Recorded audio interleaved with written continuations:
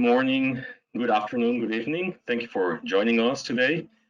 My name is Cesar Corona, and I am Assistant Director for Engagement at the USC Center on Public Diplomacy. And it is my privilege to welcome all of you to our event, City Diplomacy, Framework, or Patchwork. And now it is my pleasure to turn the microphone over to Professor Jan Melissen, Editor-in-Chief of the Hague Journal of Diplomacy, who will moderate this session. So please join me in welcoming Professor Melissen. A very good afternoon, a very good morning and evening, wherever you are. Hello and welcome to another HJD, the Hague Journal of Diplomacy webinar. I'm very grateful to everybody behind the scenes on the panel for coming together here.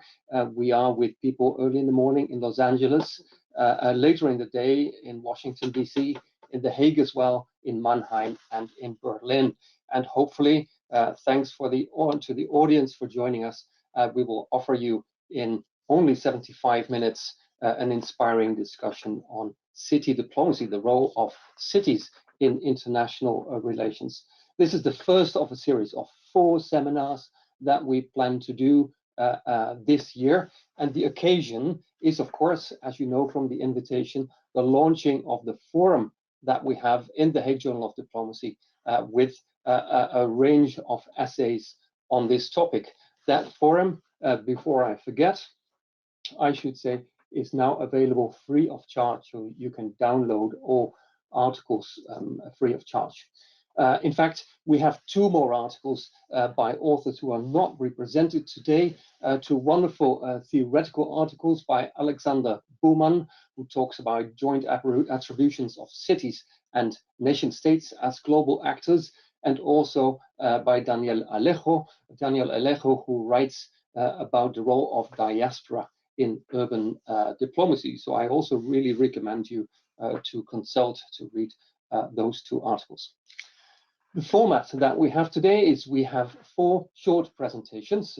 Everybody has been asked to keep it short, also to allow the audience at the end to really participate in this event in the Q&A. We have 1 practitioner discussant, Mr. Wim Janssen, Director for International Affairs of The Hague, who has joined us, and thanks for that.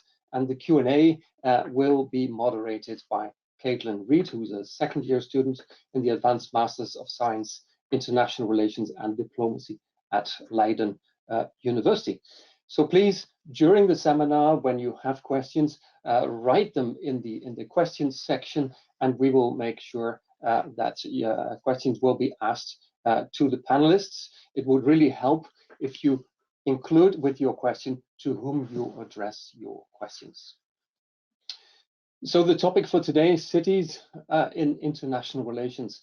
And as we all know, cities are no newcomers to the practice of diplomacy. Actually, it was the rise of urban culture was one of the preconditions for diplomacy to start, to put it that way. And we see that cities have been active in the conduct of international relations 4,000 years, yes, 4,000 years before the rise of the city-state. So that is, I think, that pre-modern and ancient experience of city diplomacy is really interesting, because it helps us also to imagine that diplomacy, what diplomacy is like in a world with not just states, but states in the company of many other international actors. And we see that the cities then and throughout history, I will not give the example, and now that cities are sites of experimentation and innovation in that practice of subnational diplomacy. So the questions that are raised are questions about what's the agency of cities, how can they influence and engage their external environment, and secondly, what are the practices of cities? How are these practices different than states, the practice of state diplomats, state practitioners, and how do we see these practices evolving in an increasingly complex, networked and multi-actor environment? Now, what is remarkable as was observed in the introduction to this forum by Sohaila Amiri, who is the guest editor of the forum, who mentioned that other disciplines and fields of study have paid more attention to the city than students of diplomacy. So with this forum, modestly, in an hour and a quarter, we are trying to, in this roundtable, we are trying to compensate for that somewhat, that the city is more than just a venue in international relations. There is a lot of activity that we want to understand. So in this discussion, our panelists look at the resources or capacity of cities in international relations, first of all, and secondly, they will enlighten us about changing practices, trends in that subnational diplomatic practice. So the purpose of this debate is to get about a better understanding of city diplomacy, to discuss the existence of some tools to systematically understand city diplomacy, and also to draw some research-based lessons on where to go from here. Admittedly, that is slightly ambitious, but I'm sure we are going to have a nice discussion. The speakers on the panel, who are also in the forum, are Sohaila Amiri of the Center on Public Diplomacy, and who has recently obtained her PhD from the RAND Corporation, and is also editor of a book with Evsevin called City Diplomacy. It's one of the books in the emerging literature in this field. Max Boucher is a researcher who has written on city diplomacy before for our journal at the Brookings Institution in Washington, D.C. Rosa Groen has completed her PhD and is now waiting to defend it at Leiden University, and is also a lecturer at the Hague University of Applied Sciences. Further, we have practitioners, Emily Ruban and David Linze, both working at in the City Hall of Mannheim on, indeed, what we are discussing today. And I've already mentioned Mr. Wim Jansen, Director for International Affairs at the Hague Town Hall. The moderator of the Q&A is Caitlin Reed. So without further ado, I would like to kick off our discussion and ask Sohaila to take the floor and set out the framework for what we are discussing today. Sohaila, over to you.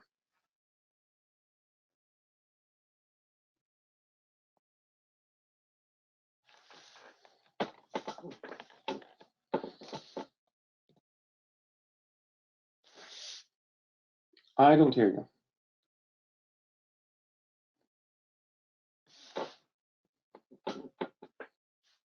Okay, 2 years into the pandemic. Now we hear you. Okay, great. Well, I wanted to thank you, Jan, and the Hague Journal for inviting me to be the guest editor for this special issue on city diplomacy. I started working on the forum shortly after I defended my dissertation, as Jan was mentioning, which focused on designing a framework for city diplomacy. Because while it is true that city diplomacy as a topic is gaining attention in other fields, but as a practice, it is often approached through fields that are other than diplomacy and international relations. And so my research in recent years, as well as the intention of this forum, have been to address this gap. And while it is true that much of the scholarship and the practice of city diplomacy that we read about make it seem like it's patchwork, I'd like to argue that that we can have an internationally acceptable framework for the practice to help guide policies and strategies and innovation really in the field, which is what we can, as we discuss, we'll see it is something that people are interested in. It needs to happen, but it isn't there, so we have to start thinking about a framework and trying to all kind of discuss things more systematically for that to happen. So it was a pleasure to work with authors from around the world, not just in the United States, that who attempt to examine and validate such a framework through their own scholarship to illuminate what international governance system, what kind of a governance system may be needed to further strengthen the practice, and also to advance the interests of its stakeholders. These could range from national governments, state governments, local governments, to all the way to citizens, diaspora groups, or non-governmental organizations. So it is important to kind of understand the dynamics between various parts of the system, and for that, a framework, I'd argue, would be helpful. So the framework that is proposed here has two key parameters. One is context, one is mechanism. You can think of context as inputs, as resources that are needed for successful city diplomacy, and mechanism, city diplomacy is the mechanism of statecraft and the functions that it performs. So the contextual factors that are one big part of the framework could range from fixed elements such as geographic location of a city to dynamic factors such as the popularity of a leader. But these contextual factors really, as Rosa will later discuss, as she discussed her essay, they can really be divided into three categories. One, you can think of the first one, you can think of factors such as culture, values, identities, policy stances. These would be all piled into one group. Another contextual factor group would be factors such as factors that come from having authority, come from being a part of a government system. So authority to enact policies, to enforce law and order. Other than authenticity, the other, or authority, the other third category would be things related to having capital, labor, skilled labor, and resources of this kind, access to technology, information, and in lieu of all of that, or in addition to all of that, networks, having alliances and partnerships also would fall into this third category. So in order to design any kind of city diplomacy policy or strategy, it is always important to have these contextual factors in mind, and then for evaluation of them in a closed loop to come back to these factors and see how one can assess this complex system. And then the mechanism of city diplomacy has its own functions that will be discussed as part of the framework, and the essay that's written by practitioners from the city of Mannheim and the mayor there talks about some of what these functions are. And with that, I'd like to move forward to let everyone hear from examples that further illuminate all these parts, and I'm sure we will be discussing more in the Q&A session. Okay, thank you very much for that, Soela, for setting the scene. Now, this sounds to me indeed very much like a RAND Corporation PhD, setting out the systematic framework. So I'm wondering whether you could tell us a little more about, I'm sure you've done a complete SWOT analysis, strengths, weaknesses, opportunities, threats. What do you see as some of the practical opportunities here? Well, as you mentioned, and I briefly mentioned too, it is the study of city diplomacy, as important as it is, has been less looked at from the perspective of diplomacy and how it feeds into this international governance system, how it works with nation states on one level and maybe citizens or non-governmental organizations on the other, because cities are this in-between power, if you will. On one hand, they have authority because they're part of the government system. On the other, they have legitimacy because they are closer to the people that they serve. But all these need to actually turn from this theoretical thinking into more tangible, actionable frameworks. And so that is one thing I hope that this would be a beginning of, is that systematic thinking. And then in a way, so for people who appreciate, business strategies and evaluation, on one level, this is like a logic model that most people are very familiar with. On the other is one that is designed for emergence, for complexity. And so that would be, I think, the most important contribution that this would have. Like I said, policies in design and evaluation in a systematic way. Okay, thank you very much for that. I have one more question to you, which is sort of the elevator question. So I'd love to have a quick answer to that. You have read all there is to read on city diplomacy, and you've mentioned in your work that it's an emerging literature. Now, what is emerging in terms of a better understanding of what cities do in their international relationships? Is there anything that, very briefly, that you'd like to share as one of the recent findings from that literature?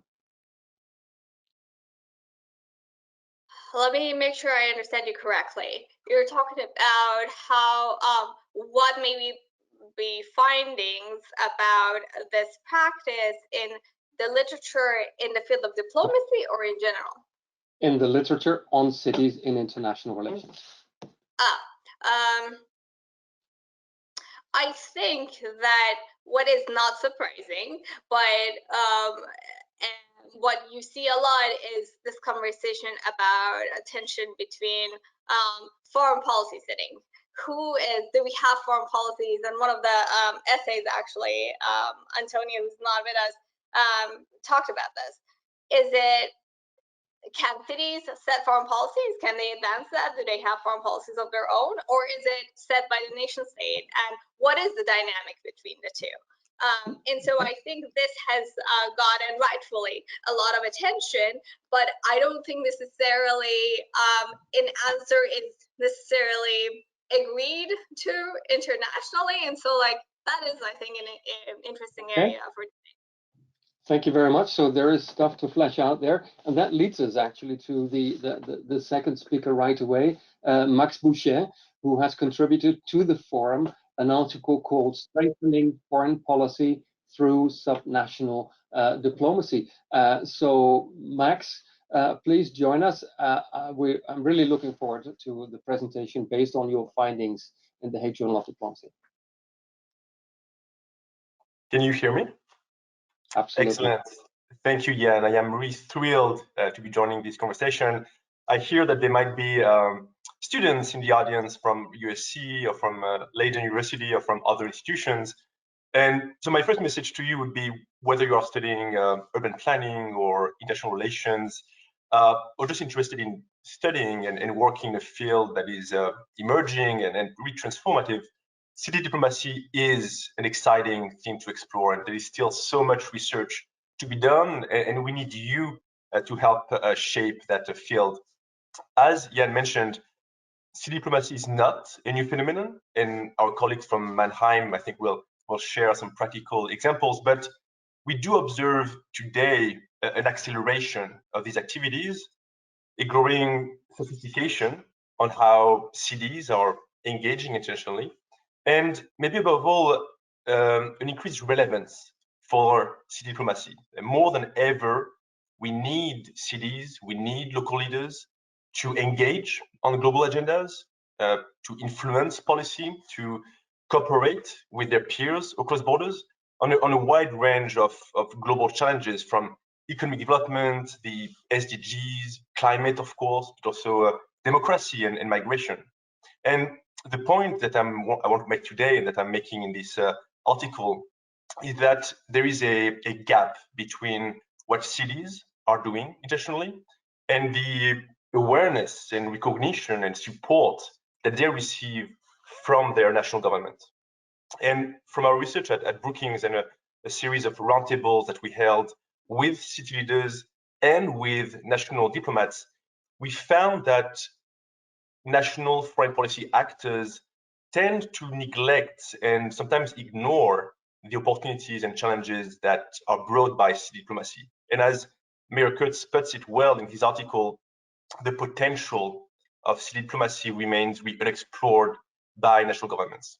And I argue in my piece that there is really tremendous potential for enriching and sometimes reviving foreign policy and multilateralism through the action of subnational actors. When mayors, when the local staff, when local officials engage across borders to increase their economic ties, to learn lessons from other cities on sustainable development, climate change mitigation, they're of course delivering first to their own constituents at home, but they are also participating in delivering national foreign policy goals. And here, I think a mindset shift is needed.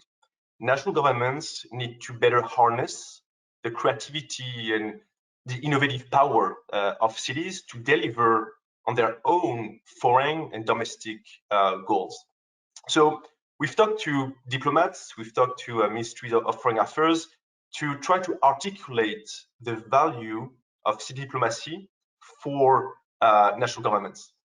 And you could go through almost every component of national foreign policy and see where city diplomacy fits and how cities participate in delivering some positive outcomes. We found that the tone of international relations is increasingly set by people and communities regardless of what their national governments are doing. Take, for instance, international development and technical assistance between countries. Cities and regions today are actively engaging in development cooperation with each other, providing technical assistance, sometimes identifying new financing sources, delivering materials. And instead of leaving this show of goodwill and solidarity on the table, national governments can and should amplify it and integrate it into their own development assistance abroad. Take economic development as well. Cities, we know, are engaging in bilateral economic relations to foster trade and FDI, which participate in national prosperity. Just this week, a delegation from the city of Dortmund went to Pittsburgh in the US to explore cooperation on investment and food policy, for instance. More broadly, we also know that national governments need the leadership of cities to deliver on our major 21st century challenges. And this requires a better participation and inclusion of cities in those international platforms where agendas and standards are set. Climate is the obvious one. City networks like the C40 are really raising global ambitions on carbon neutrality, for instance. But we see that international platforms like COP really still are challenged to bring in meaningfully the voice of cities, even if some initiatives are trying to do so. Take the SDGs as well. At Brookings, we work with a city network called the SDG Leadership Cities, where we see cities embracing the SDGs to connect their local priorities to national and global goals through, for instance, the movement of voluntary local reviews. Migration is another example. Cities as spaces of integrations start to be more involved in intergovernmental platforms to discuss and share progress on migration. And here it's not about forcing alignment between city diplomacy and foreign policy, but if we were to use a metaphor, and I'll end on this, if you think of two trains on two parallel tracks, on the one hand, city diplomacy, on the other hand, foreign policy, you have those two trains that are often carrying the same goals and going in the same direction.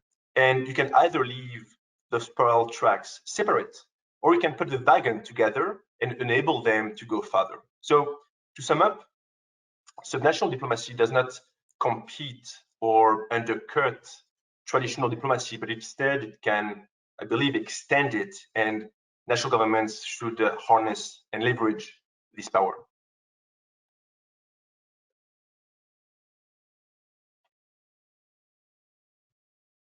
Thank you very much for that, Max, and thank you for starting out with pointing at the importance of students making a contribution here, which I wholeheartedly share. And this links to the point that we have made earlier. This is an emerging literature, and there is also a generational aspect to it. And I see myself with the work of my own good students, they can make a very significant contribution to this field. The fact that it is an emerging field shows students that there are research opportunities there, and opportunities indeed also to publish on the topic of city diplomacy.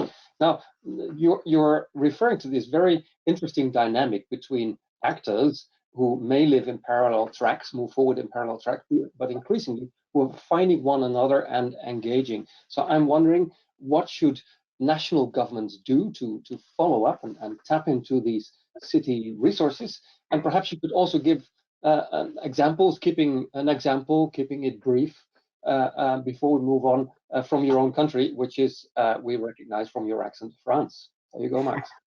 Sounds good. Thank you. So, as you said earlier, when you talked about the agency of cities, cities are already, running their own industrial strategies. So now, national lawmakers and diplomats have a choice. They can either ignore it, they can try to control it through domination, and we see examples, like in Australia, for instance, where a new law is actually planning to provide the veto power for national governments on the agreements that cities are taking. Or third, that's I think the right way, national governments can cultivate a dialogue with the local governments to leverage their strength and adapt their national foreign policy tools. And here an example, in the US, for instance, there is a debate today in the US over the creation of an office of subnational diplomacy at the US State Department, so that national diplomats can better communicate and work with cities, with US cities that are engaging globally.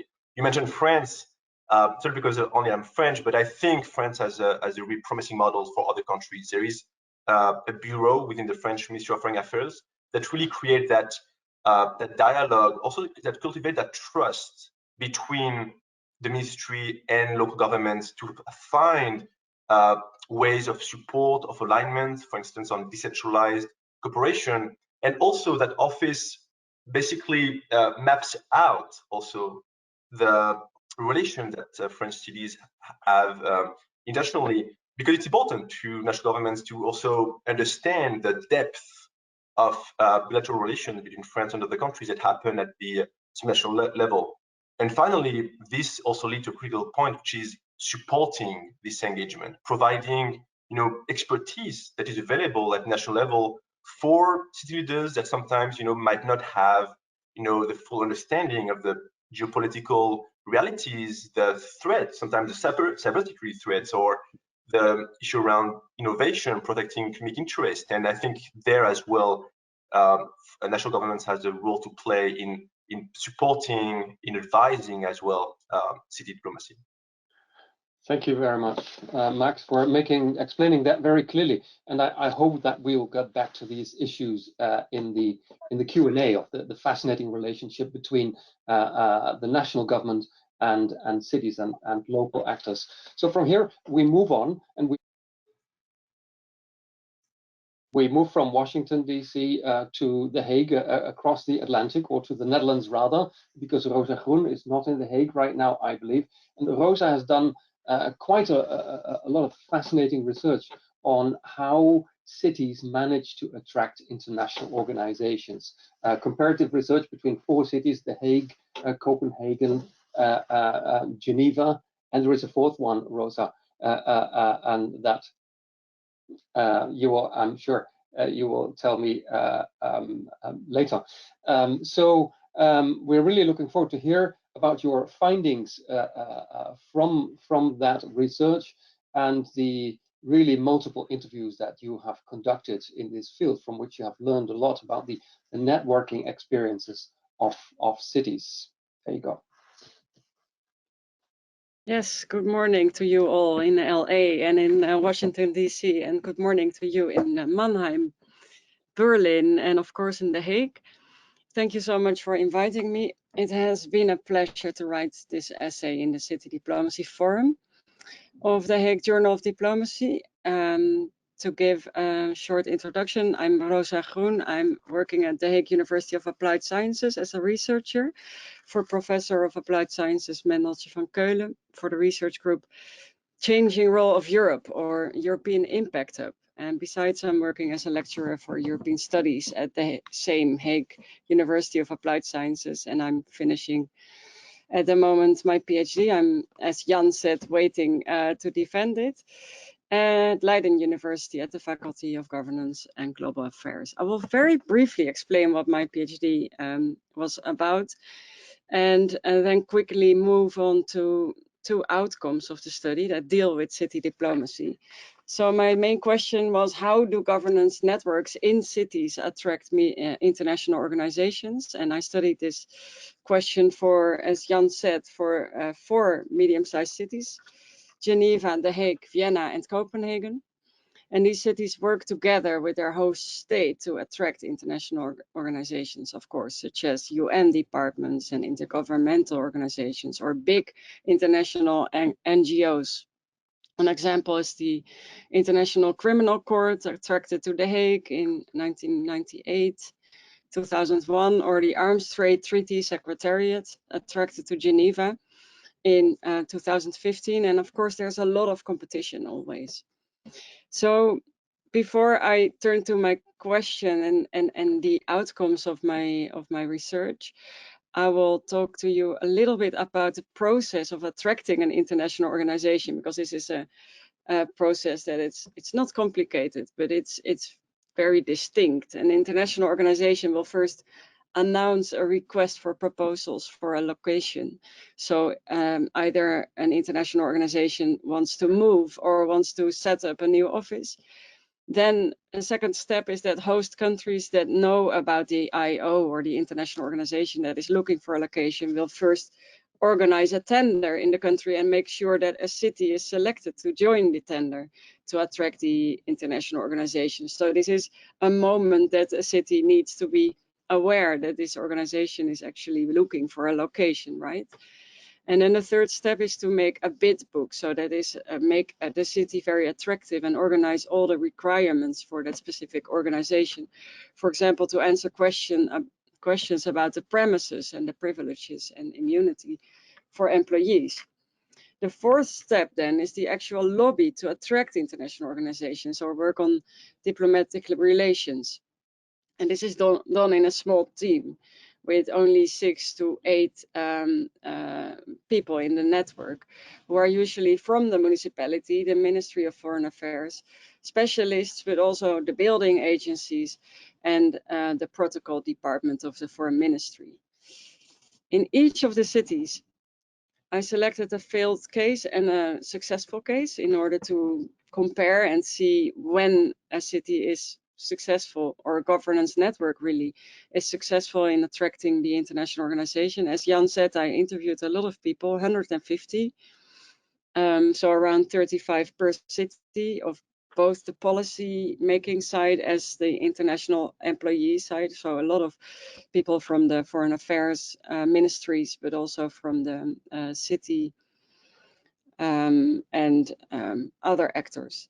So the question on how governance networks, so this is the small network of 6 to 12 people that is attracting or writing the bid book and making the campaign for attracting an international organization, how they do that and how can they do that successfully can be answered in many ways, but 2 conclusions are most relevant here for city diplomacy. And the first conclusion or first outcome of this study is that the alignment of policy, so if you're looking at how a bid book is made and how this is aligned to the nation branding, for example, or the city marketing or the host policies of the host state, then this alignment of policies, what often happens, works in an opposite way. So in my 8 cases that I studied, each city had a failed and a successful case. In most of the time, the higher the alignment of policies, the bigger the chance of failure. And the reason for this is that a network attracting the international organization needs to be externally oriented, and it needs to be, the policy needs to be flexible. So a bid book shouldn't be bound to the other policies that are important in the country. So host and attraction policies are not that important when you want to attract an international organization successfully.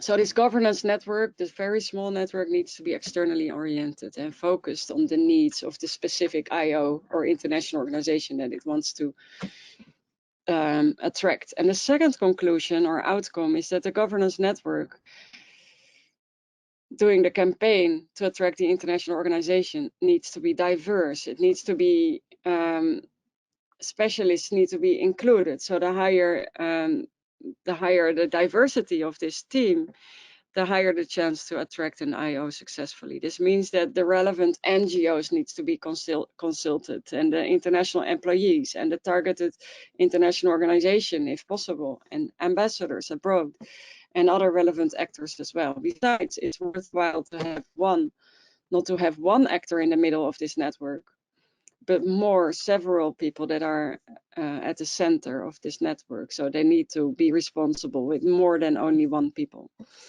person. So to conclude, having an externally oriented team to attract an international organization is very important. And as a city, this means that a city needs counterparts abroad, and it needs to keep in touch with existing international organizations in the city, as probably that is probably known, but it's very important to underline. And secondly, the more diverse the governance network that attracts the international organization is, the better. So include specialists, NGOs, ambassadors, international employees, and others. So this network has a higher chance of really knowing what a new international organization wants and needs to be successfully attracted. Thank you. Thank you very much for that, Rosa. It's really fascinating. And I hope that we have in the Q&A more time where you can share with us some specific examples, not giving grades to cities, but rather pointing out some really smart practices that you have observed in your research. Very quick question and a very easy one. We were talking about in emerging literature, and that the literature on cities is really richer in other fields and in other disciplines. To what kind of literatures does your PhD, which will come out as a book as well, does it contribute? Where do you locate yourself in that interdisciplinary debate is my question. Thank you for the question. It's actually various debates, but the main debate is on how governance networks can be successful, and besides on how cities can be more internationally oriented. So the city diplomacy literature is also relevant for this study. And the governance networks is the other very important literature. Okay, thank you so much for that. I'm sure we will also come back to you later in the Q&A.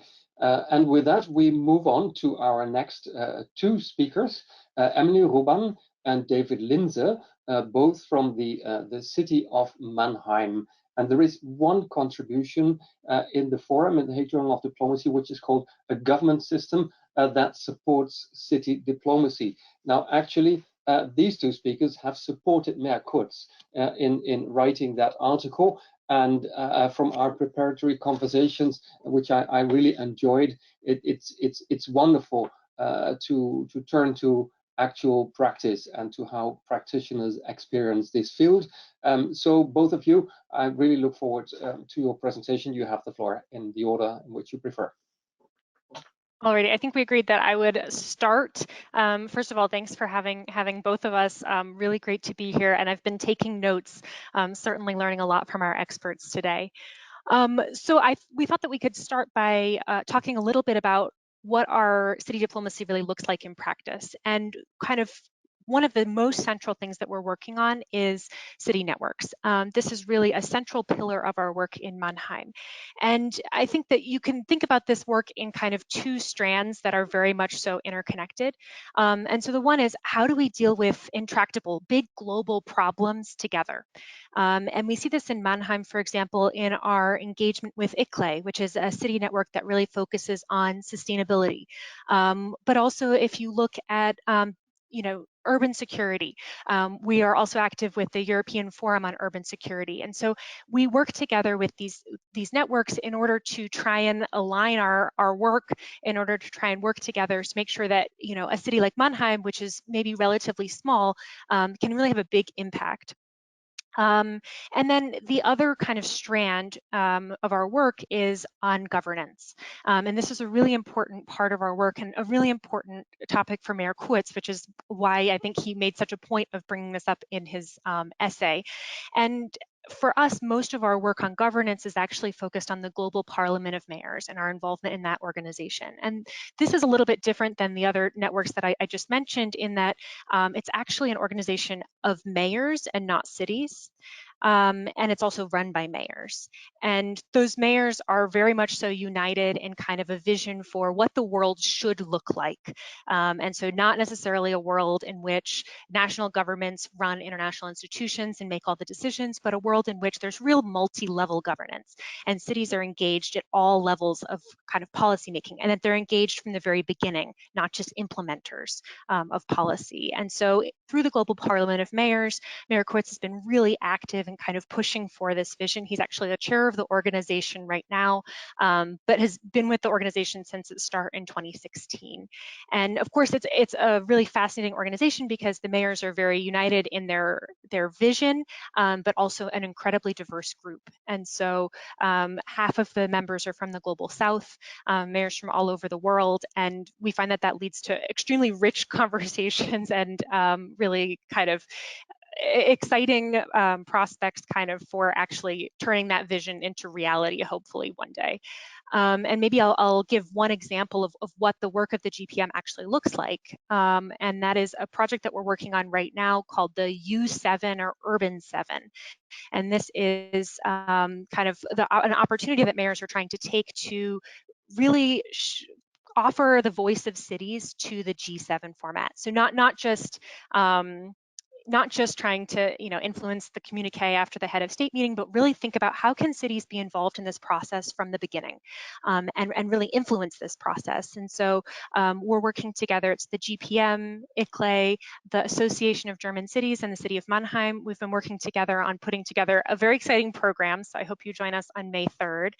And we're kind of thinking about how can we make sure that cities issues that are important for cities are included in all debates. So not just, again, as I said, the head of states, but also thinking about the ministries. How are we engaging with ministerial meetings? How are we bringing these issues that are so important to us forward in these bigger international debates?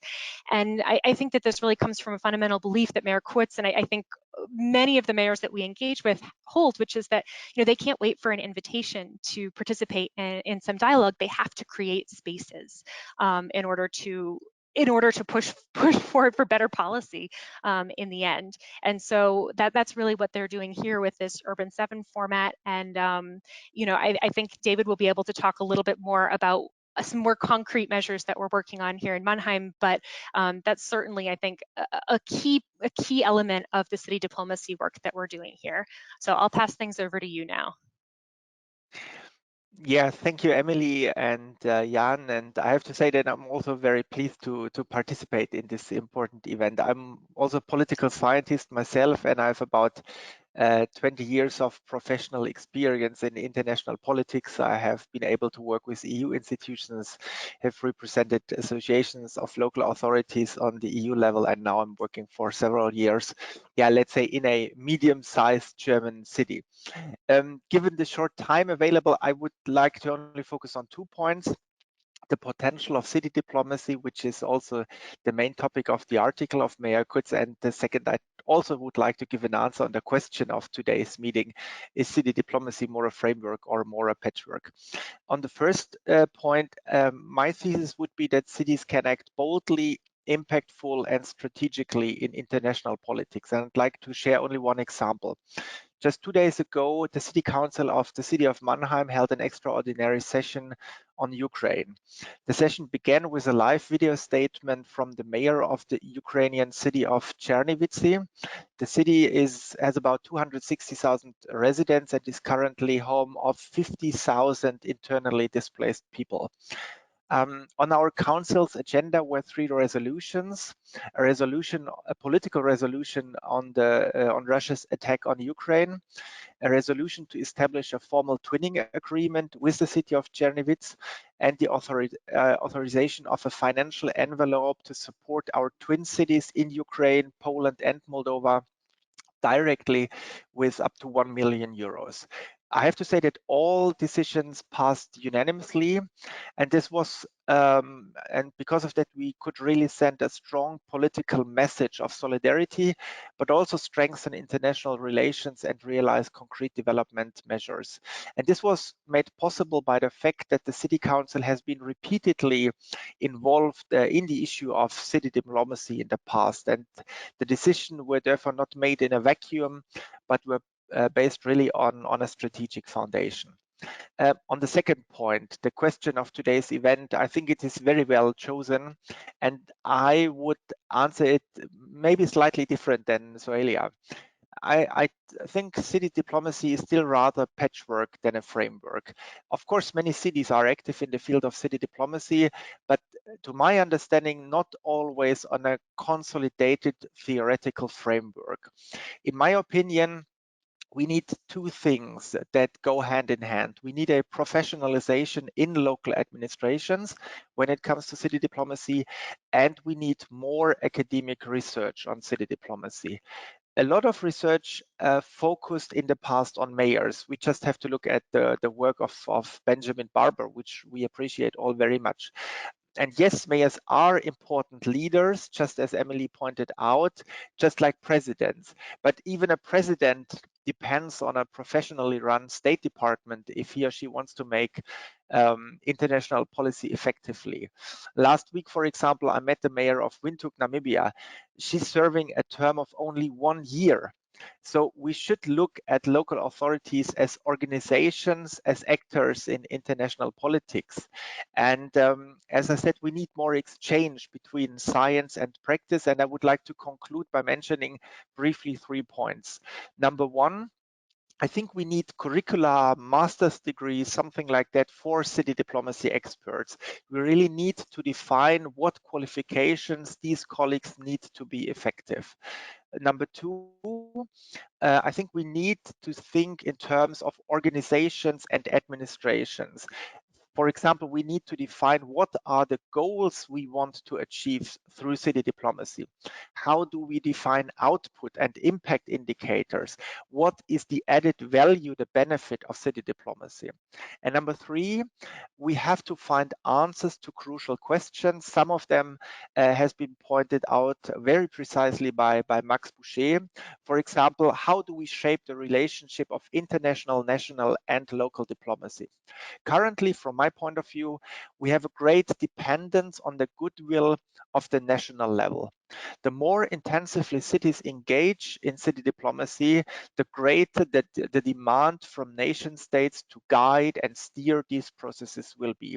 I think we need to provide answers to these questions. I'm really grateful to institutions like Brookings, USC Center of Public Diplomacy, Leiden University, and also the Chicago Council on Global Affairs for their work on the theoretical underpinnings of city diplomacy. And I just want to underline that this is also crucial for us as practitioners too.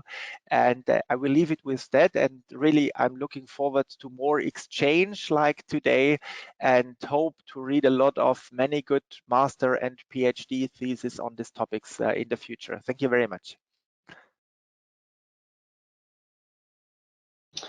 Thank you very much, Emily and David. for sharing that with us. And I can only second what you're saying about the importance of doing research at universities and think tanks on this topic. Actually, as you may know, city diplomacy has been on my radar for many years, but it is only this year that I introduced it in my graduate classroom. And the effect on the students has been, what can I say, been absolutely electrifying. It opened up a new universe of literature and practice in that classroom. So I'm definitely very happy to think hard about how to support this effort with research at the university. I've been thinking about a follow-up question for you, and in fact, with an eye on the time, I have two, and I'd like you to pick one. One is that this looks like quite a lot of do-goodery of the cities in international relations, but I can imagine that your constituents, not only constituents, are also thinking about the practice of international relations, of the foreign relations of cities, as really a self-interested activity.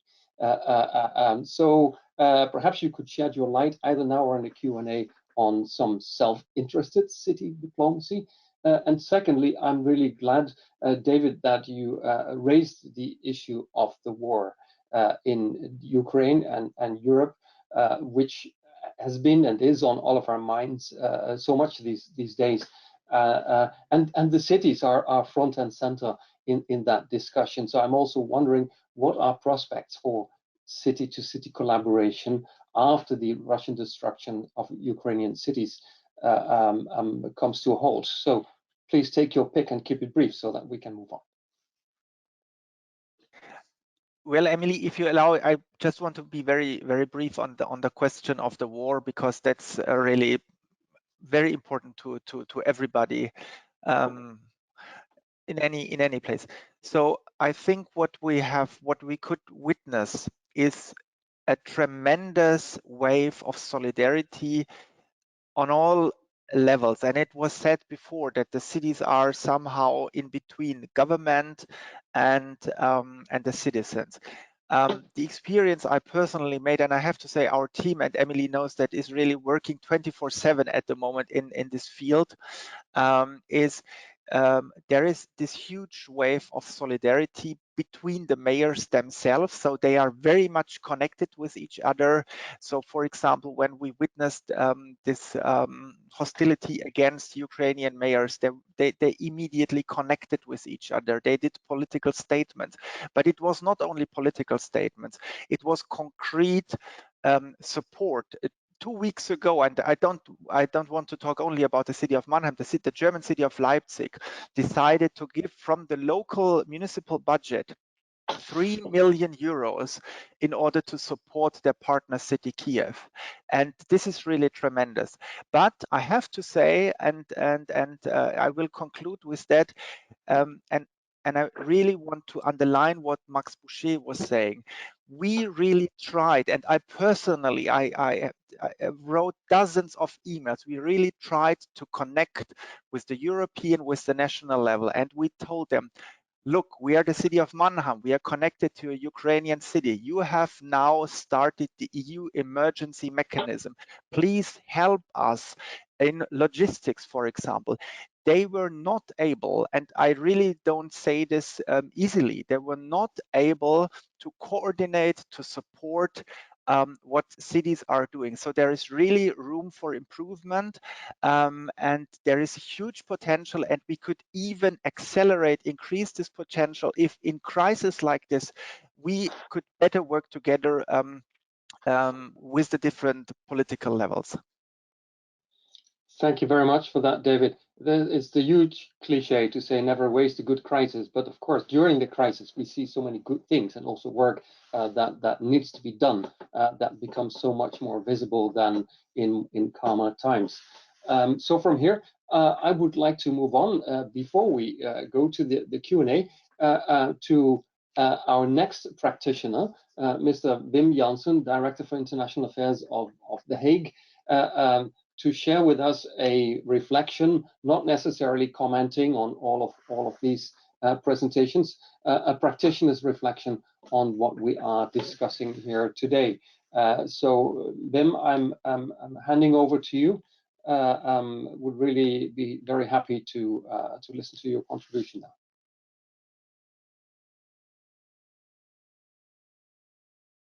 Thank you. Can you hear me? Okay. I can hear you. I cannot see you.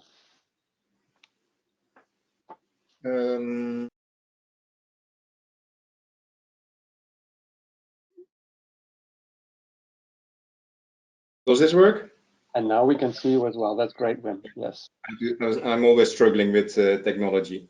Thank you very much, Jan, for the introduction. And indeed, you asked me to react as a practitioner. And of course, this is something that a position I share with my colleagues from Mannheim. I guess the last hour was especially a lot of recognition for me. I recognize a lot of what has been said and what has been suggested. I think it's important for us, for me, for my colleagues, to learn that the work on city diplomacy, which long ago I think was started by you, Jan, is increasingly informed by actual practices, and that is a very worthwhile development. In my city, The Hague, we are the International City of Justice and Peace, but of course we are a lot more. Our practice of city diplomacy is a mix of marketing, of networking, of image building, international profiling, and simultaneously reaching out to citizens. And I think it's important that this diplomacy works both ways, outside to the world and inside to the own citizens. Otherwise, it may fail. I think this is something you just suggested in your question, Jan, to the colleagues from Mannheim. And the question they did not pick, but in my city, establishing ourselves as an international city of justice and peace is something that is only durable on a long term if it also benefits the citizens in terms of even jobs. You cannot just stick with the image of working on a better world if that does not pay back to the citizens, at least in terms also of increasing their sense of security and peace. Within the networks that we are working in, we aim at two things especially, I guess, and that is influencing policies and learning from each other. And I have a lot of examples of that, but we have a Dutch Federation of Citizens that talks to the national government. With the big 4 cities in the Netherlands, we work in Brussels together. With UCLG and the GPM, we work at influencing policies at an international level. I recognize a lot of what my colleagues from Mannheim just told us about the Global Parliament of Mayors, but there are also other networks that we work in. I want to mention the UCLG because they are starting peace talks. They are starting peace talks at a local municipal level. The Ukraine war was, I would not say a blessing in disguise, but was an influence there. The interesting thing is that they also include Russian mayors and actually really try to start a dialogue. And this may be easier on a local level with people that know each other and maybe partly still trust each other than on a national level. This second goal is sharing experience and learning from each other. I think our main challenge is to mix all these different levels. And I agree with what David just said. City diplomacy remains a patchwork, if only because of the lack of capacity at local level to really invest in all these different levels and participate in all these different networks. So I agree largely with the picture that David from Mannheim just sketched. What is successful, is my experience, is if the networking is not limited to people like me from international departments, but is done by colleagues that are actually involved also in the implementations. So I really appreciate the fact that the colleagues from our security directorate find the time to invest in the Strong Cities Network, or that the colleagues from the climate division are working at the urban agenda at an EU level. Otherwise, this input would to a large extent be symbolic. City diplomacy is a fascinating mix of very different items and different priorities. Cities are different. In the Netherlands, the cultural capital and tourist attraction Amsterdam has a very different profile than the very dynamic harbor of Rotterdam. We are the international city of justice and peace. We especially work with attracting international organizations in this area. And the fact that we also try to establish a profile of being located at the beach makes us less special than being a city of justice and peace. This also gives us the opportunity to provide increasing attention to SDGs, for instance, because that is a topic very much established in that ecosystem of justice and peace of international organizations. A lot of my time goes to the acquisition of international organization, and it's always a pleasure to listen to Rosa. Obviously, we already know each other, both from The Hague. We do a lot in terms of acquisition of international organizations, but also the account management once they are established, to strengthen the ecosystem, helping them to collaborate, influencing the debating culture in our city, and even having pilots where we use the experience of international organizations to improve the living conditions of our citizens. My question to Rosa would be, which was the one that we failed that you investigated? I'd like to learn from our mistakes, but I agree largely with your conclusions, and especially the diversity of the team that you need to be successful in attracting international organizations. The process, though, starts earlier than the tendering process and the bid books that you mentioned. An example that I'd like to give, there is a talk of a new court, the International Anti-Corruption Court. And we have already been visited by the judges and the international organizations, the NGOs that support this initiative. And we were able to develop a network in The Hague that supports them, which does not only include people from my municipality or from the Ministry of Foreign Affairs, but also people from international organizations, from other courts, but also from universities like Leiden. And that is really a good start of a process that I hope at the end will lead of establishing this court in The Hague. I recognize, that's maybe my last comment with people like Max and David both, that a problem is the synergy between national policies and international policies at the one side, and city practices at the other side.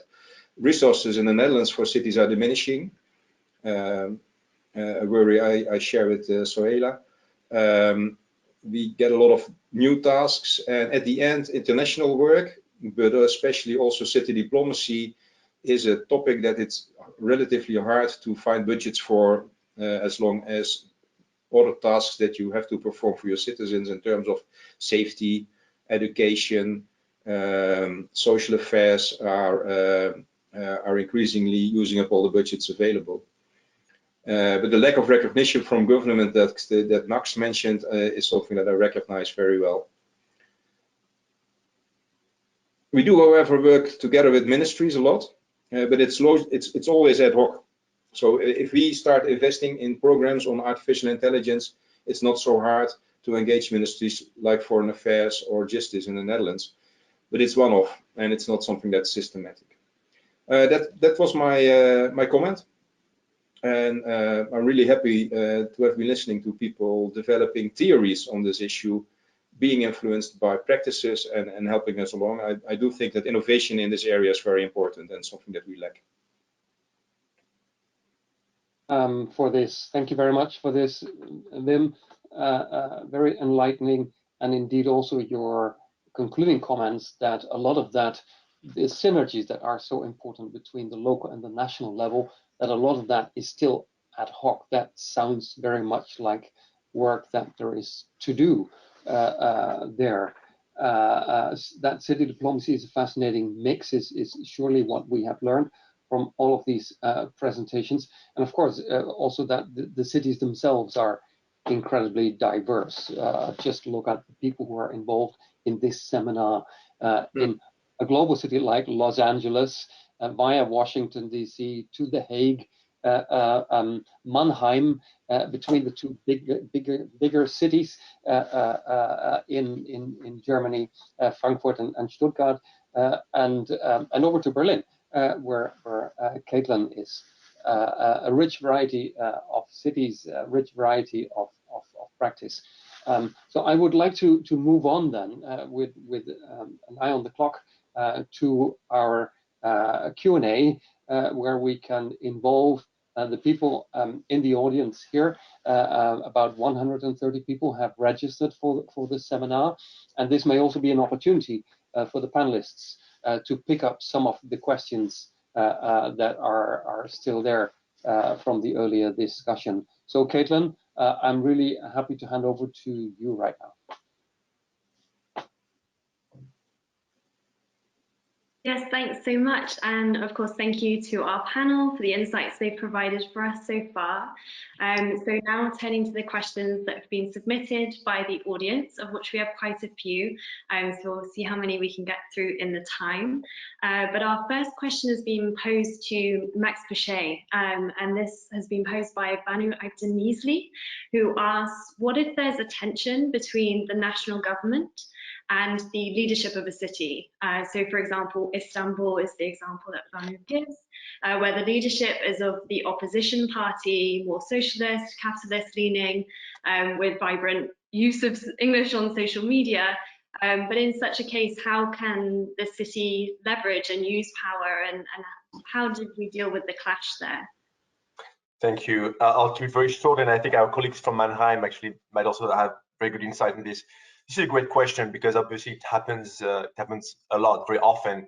You mentioned political partisanship. You know, when a mayor is of a different political party of national government, there is often different disagreements that appear.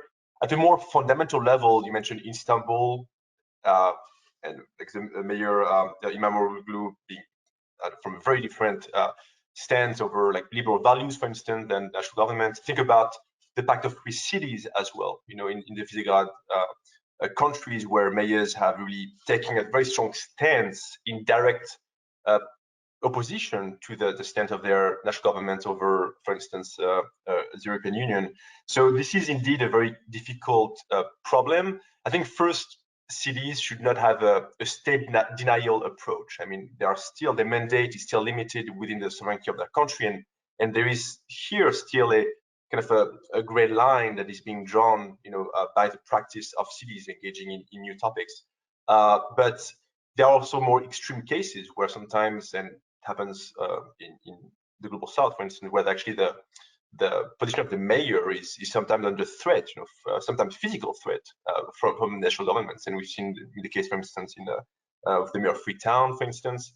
So this is where I think, and this was mentioned by Mannheim, where the collective power of cities matters. You know, like mayors coming together, supporting each other, raising, you know, issues, and then sometimes sensitive vulnerabilities from other mayors. This is where city diplomacy is really a powerful force of support between mayors in the world. Thanks so much. So maybe we can hand over to Emily and David, because indeed it's something that was mentioned in the article that you wrote with Mayor Kurz about these kind of tensions of political reorientation. So over to you to add any of your thoughts.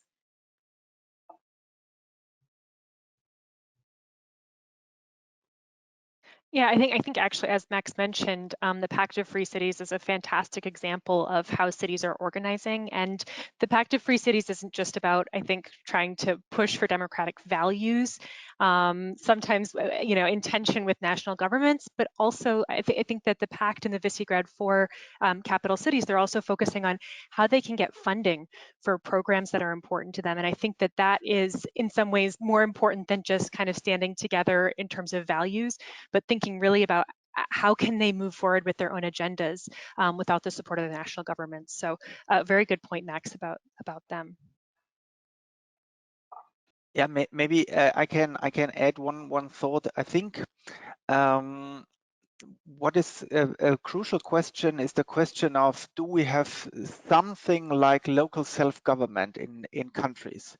So I think we have to be aware of the fact that we have countries, let's say China, where we don't have elected mayors that can freely articulate their opinion. That's obvious. But we have several states, and Turkey was mentioned, which have a political system that guarantees local self-government. I mean, Turkey has joined the European Charter on local self-government, but where city mayors are under pressure due to the political situation. And I think in these kind of situations, this kind of solidarity, the joint effort of international city networks really can make a difference. And you really see it with regards to the mayor of Warsaw, for example, or Budapest. I mean, these are mayors that are strongly connected on the European level. I mean, we meet ourselves when we are going to the Committee of the Regions. And I think these kind of networks really make a difference. And I recognize that really very intensively on the level of Eurocities. If the mayors of Eurocities, member cities are coming together, it doesn't matter whether they're coming from Northern Europe, Eastern Europe, Southern Europe, Western Europe, whatsoever. The fact that they are mayors from large European cities really is the reason that they, to a large extent, share certain common values when it comes to diversity, when it comes to the rule of law. And I think this gives really a huge power and can support these mayors under pressure. Thanks so much for adding thoughts there.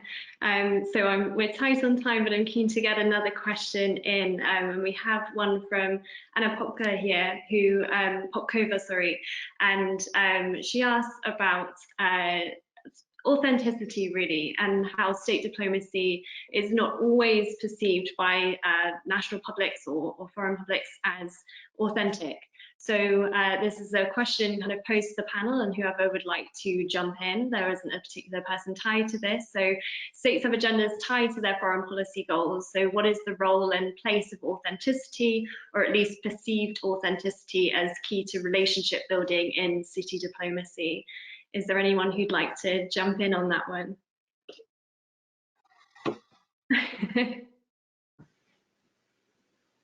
I can really just start maybe. The question, the word of authenticity is interesting, and I never really thought of approaching it that way, but I think I understand. It's true that in many countries there is a perceived disconnect between the certain foreign policy goals of the country and the local benefits that actually deliver at the local level. I have to talk about the US because this is where I'm sitting. You know, there's this concept of the foreign policy for the middle class that is really emerging, where seeing it as a way to really ensure that the foreign policy goals of the country are actually delivering like benefits that are measurable for constituents. And one could say that actually city diplomacy is a way to really reconnect a foreign policy to direct benefits that are measured, you know, in the places that we live. Thanks so much. I think I can jump in on that a lot. So I actually, instead of saying authority, I may have said authenticity, but I think it's like it was a nice slip, because even though cities on one hand have that authority to enact policies, they are part of the government system. On the other hand, this point about authenticity and what may be called legitimacy too is that they are closer to the people that they serve, and they are more likely to be trusted or to be seen as a legitimate representative of citizens. And so in that sense, I think that's the power that cities have, that in some ways one can argue that the national level government may not have, and also non-state actors may not have. Thanks, Sohaila. Wim, did you have something to add there? I saw you itching to jump in. Please do. Yes, well, two short comments. I think there's a difference between the authenticity of the city and the authenticity of its spokespersons, like the mayor. In recent history, and people from the Netherlands will recognize this, I had a number of very different mayors. The current one really is trusted by his citizens, and is therefore also is a reliable spokesperson for the city. And that differs a lot per city, and that can differ in history. But there's also the authenticity and the identity of the city itself. I claimed a few times during my comments that we are this international city of justice and peace, and it really makes us different from some other cities. We adopt especially SDG 16, not necessarily all the SDGs, in our profiling. We implement all of them in our city, but in the profiling, in the diplomacy work, we may adopt only one of them. And that, of course, helps. If you have a history in The Hague started 100 years ago by the establishment of Peace Palace by an American funder, and in support with the Russian Tsar. So it happened to us a little bit. It was an accident, but it helps us to develop an identity, and that also works. And that works very differently from the reliability of the spokespersons or the people who represent the city, which is much more a short-term issue. Thanks. Right. Yeah. Thanks. So with an eye on time, I guess we don't have so much time, but just one question from Josef Marquez, which I think is a quick one to get through. At what stage of development should a city take the step to professionalize? So its diplomacy and incorporate, specific positions in its city government. So I think it's probably a quick answer, but if anybody wants to jump in, perhaps Rosa, it's an opportunity for you with that one. Yes, can you maybe repeat the question? It was a little bit difficult with the internet here. Sure, of course. Sorry. So it was, at what stage of development should a city take steps to professionalize its diplomacy? Oh, I think it can do that from every stage onwards. I think the network, as Wim was saying, the authenticity of the mayor is very important, and I think it's the people that are important in city diplomacy. So it's not about the city or the municipality. It's about the people that work there and how they are connected to others outside their country and in other cities. I think that's a very, very important thing to remember. We're not talking about institutions. We're talking about people and about how they can be well connected and how they can be inclusive and diverse in their networks and how that helps. And yeah, I think that's very important. Yeah, thanks so much. And with that, I think that's a lovely place to wrap up the Q&A. So thank you to everyone for sending in your questions. And back over to you, Jan. Thank you so much, Caitlin. And thanks for these good questions. Indeed, I have to keep an eye on the clock. That's my principal role today. And so we have to move towards wrapping up. But I'd like to ask the panelists, because sometimes you leave panelists behind frustrated because they've got this one big issue on their mind that they really want to share with the audience. So please raise your hand or grab the mic. Is there any final point that you, Rosa, you're first. So there you go. Yes, we were talking about this earlier, that as cities you have to team up to have an influence, right, on the international policies and politics. And I think this is an excellent chance also, not only for the bigger cities, but also for the medium-sized, to be connected to other cities, and especially if there's no national funding, to apply for European funding via the municipality organizations, like the umbrella organizations like the VNG in the Netherlands, but also the others like Eurocities you were mentioning, David.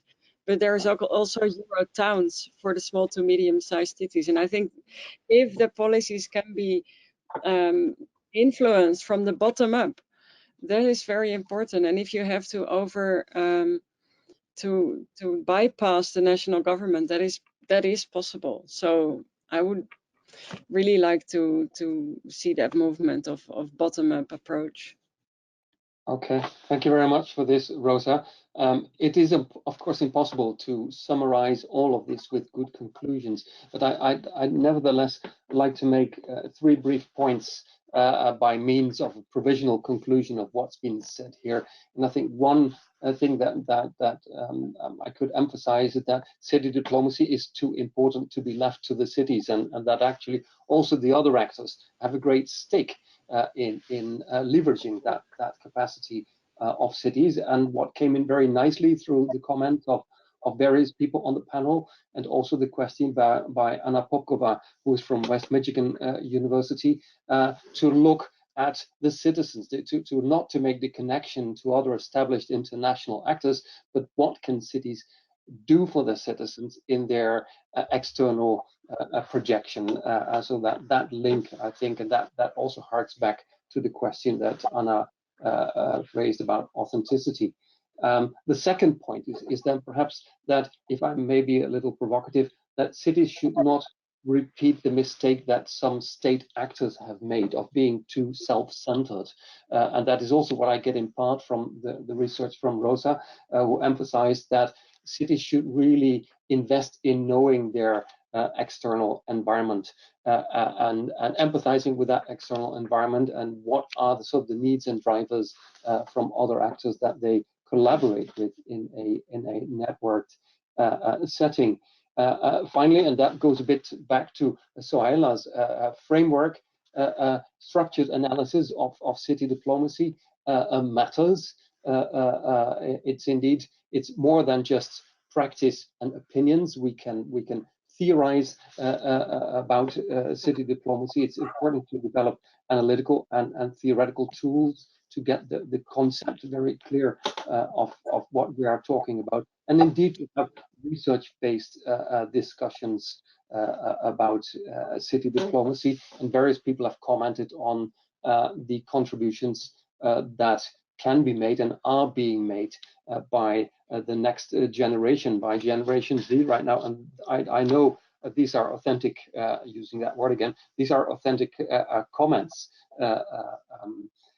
So finally then, I would like to thank everybody on the panel. I hope that the audience has found this hour and a quarter an inspiring session that is giving all of us more ideas to keep working on this topic. I would, before I forget, also like to thank very much the Center on Public Diplomacy, where I'm a faculty fellow myself, by the way, for the work behind the scenes.